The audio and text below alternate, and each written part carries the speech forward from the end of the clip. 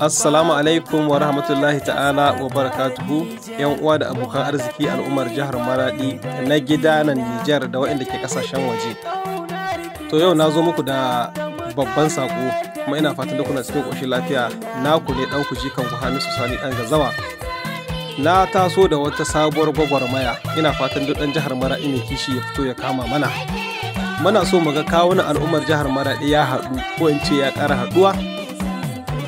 Za mu zaƙalo manya-manyan jihar Maradi tun daga jagorori wanda suka rike kujeru irin na siyasa da sarakai da manyan 'yan kasuwa da manoma da malamai. Jihar Maradi mun riga mun sani ta yi suna a idan duniya. To wai menene yasa bangare da dama ake barin Maradi baya? Menene yasa zaka ga babban mutum wanda ya rike wata kujera wadda duniya ta san da ita daga yadda aka ce maka ya sauka ba ka ƙara jin sunan shi? Menene yasa ake samun ƙarancin haɗin kai ga al'ummar jihar Maradi?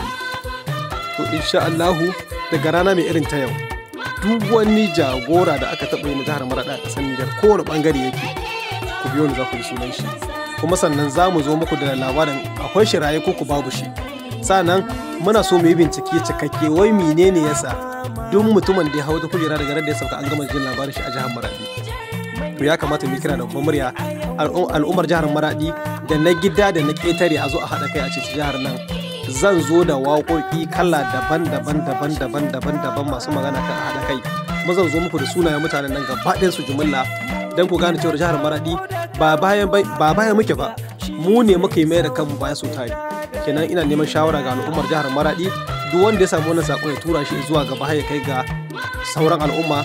Ga lamba nan zamu aza sama don me wata shawara dan Allah da Annabi, banda cin fuska banda zagi, ana iya a kira mu ko a biyo mu a WhatsApp a ba mu shawara. Muna godiya al'ummar Maradi, Allah ya ƙara haɗa kawunan mu.